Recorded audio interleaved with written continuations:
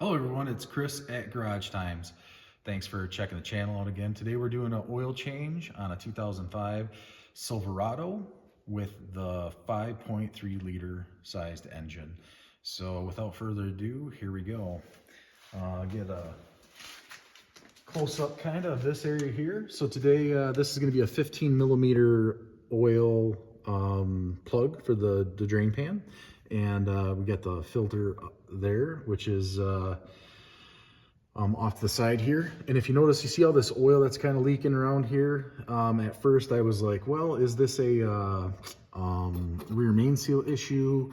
And I determined that it's not. So I pulled this inspection cover out too to kind of help me look up in here and check stuff out. But ultimately all this oil here, it goes all the way around, and it's the lower oil pan. It's the oil pan gasket is what it is. So if I do a video on changing that out, I'll definitely go into detail about that. But if you are considering, if you have this oil leak and you've determined that you've followed the seam of your oil pan all the way around and it is leaking and you want to change it, to anticipate what you're going to do is you obviously are going to have to remove the skid plate. You're going to have to remove this cross member. You are going to have to lower the your front differential as well, which you can't really see very well there, but it's a little bit of an undertaking to get this pan out. So I've done a couple of them here recently. The other thing that you'll have to do is once you take that drain pan off, there is a oil, it's an O-ring that goes on your sump tube. You'll want to replace that too, because those are known to go bad, and then you'll have you can have oil pressure issues. So anytime that this is removed, they recommend you're going to want to replace that O-ring, and it sits at the top of your sump tube. And sorry about getting off on that, but I figured, hey, might as well put it in there. So here we go. Let's do this oil change. 15 sized metric socket. And there we go. It's loosened. If you have by chance a lift, or you're thinking about putting one in, these high-rise oil pans or collectors are really awesome for it. What I do too, as a little tip, is I stuff this full of material, because otherwise, if you don't, all that oil is going to drip down on your skid plate and it's going to be all over under there. So I just do that as when I'm done, I pull it out and everything's dry, and I got a bunch of oil leaking all over the place. So this is going to come out pretty fast here, so we'll just back up a little bit, raise this up. There we go.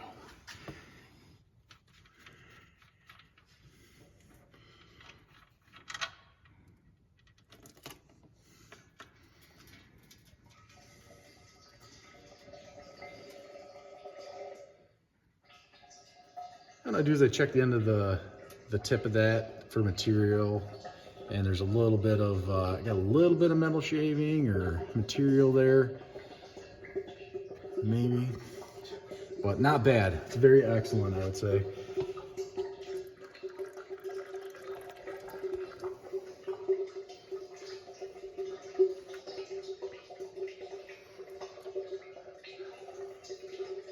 While that's draining, I'll get on that oil filter here.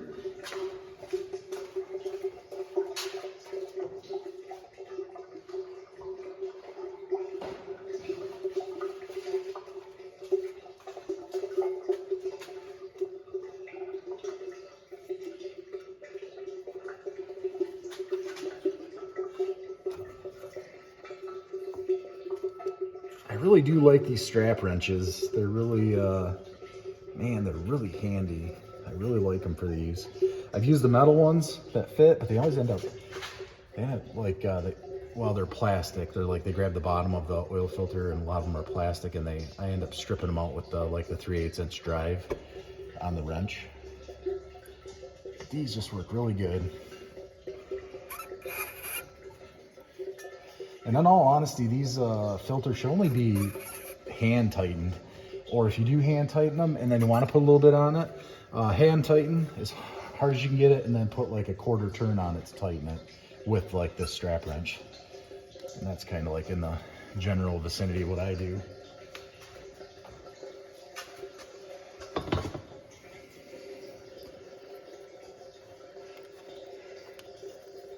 like this is a really good to have a bunch of that up in there because this is going to be kind of all over the place.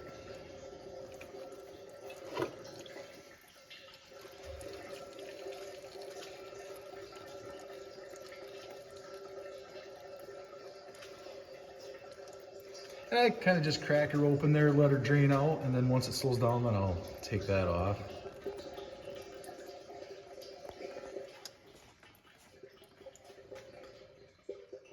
You know, and while you're doing, you know, if you're doing this at home and you're in your driveway, just be careful. Make sure you block your tires, and, you know, because being under here can be dangerous, especially if you take a tire off and you're doing stuff and you're under the vehicle and you're on jack stands. You know, I definitely chalk those tires and throw everything you got under that vehicle to keep you safe in case it comes down, you know. But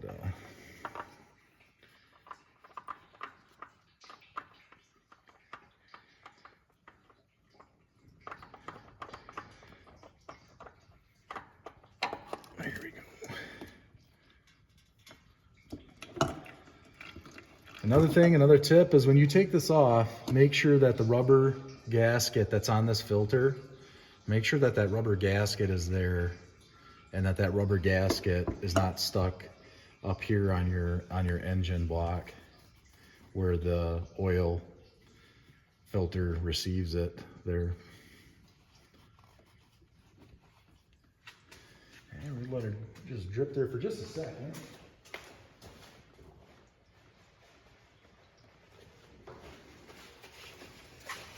And I always like to confirm, because I keep these on hand, the type. And I use like STP S3506s for this, but you can use whatever you want.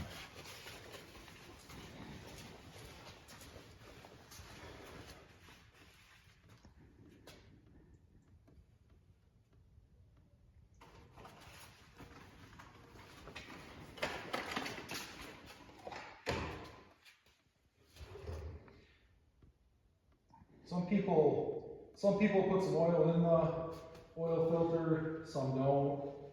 Really, it's kind of up to you, whatever you want to do. It's the one thing that you do want to do is if you do, whether you put oil in it or not, just make sure you put some oil on that O-ring there. And I like to kind of clean it up just a hair. You know, make sure that there's no debris on that mating surface up there where the oil filter is screwed into. Oh, yeah, there you go.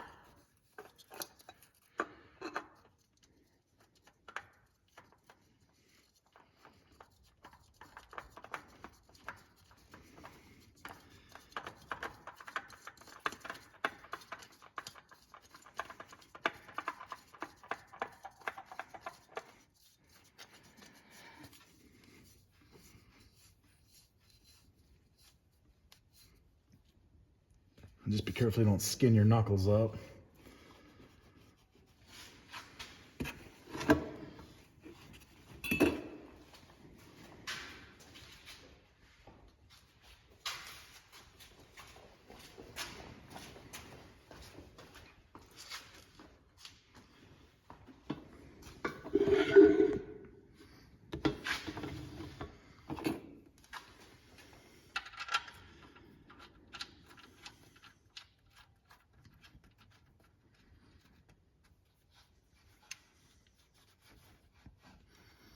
What I like to do is snug her up. Get her kind of snug there, and then I like to use a torque wrench on the drain plug. Yeah, you can do whatever you want. If that's how you're used to doing it, is just snugging her up. Go right for it.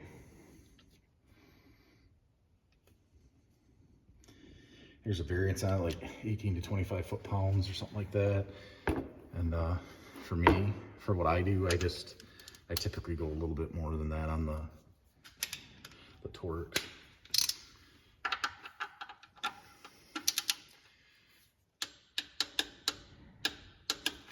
Nice and good to go. So So that's plugged and torque spec'd. You know, I drained her out really good. And the only thing that I'm gonna do, I did that oil filter as tight as I can get it with my hand without busting a knuckle. And now what I'm doing is just kind of wipe the outside of it and then get on it with that filter strap wrench, which these are fantastic. And although they do not like when there's oil or slippery stuff on it, because it just wants to slip on you. So got to kind of keep her clean. You also want to run your vehicle for, man, 10-15 minutes to get everything warmed up for sure. There we go. Give her a quarter turn, and you're good to go. So we're pretty much done down here. I am going to throw that that metal inspection cover back in for you just so you can see. We're doing, we just pop her in. Oops. Try that again. There we go. So that's it for down here, and we'll see you up top. And then you just take off your oil filler cap, and this takes SAE 5W30 synthetic. That's what I use in this. It's an 05 Silverado, so definitely use synthetic. Get yourself a funnel, and it takes 6 quarts. So fill her up.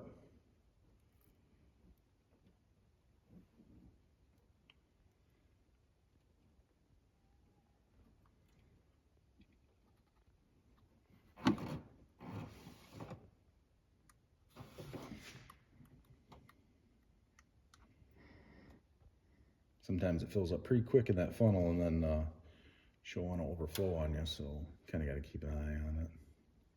Let it drain down the funnel.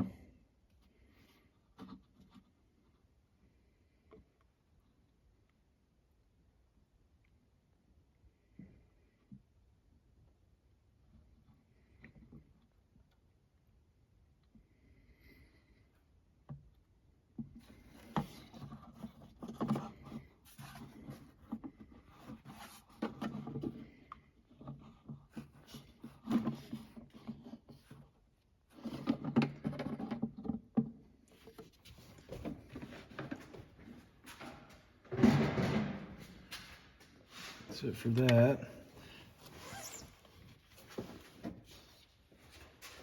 And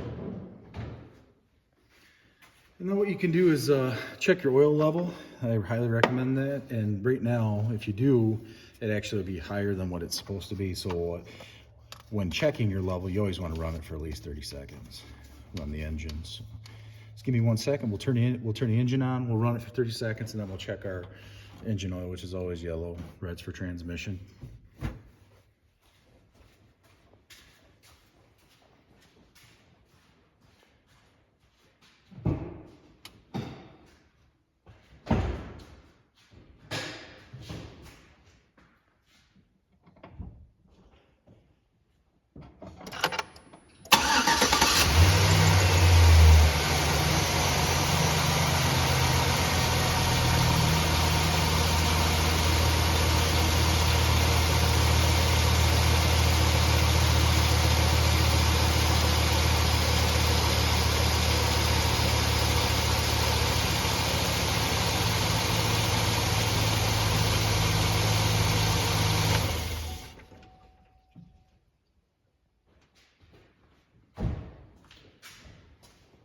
Yeah, it's good to let that run for 30 seconds or so, and then definitely check your oil level. Make sure that it's within the hashes.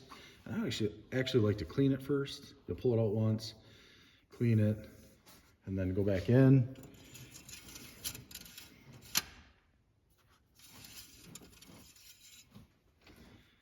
And then give her a good look.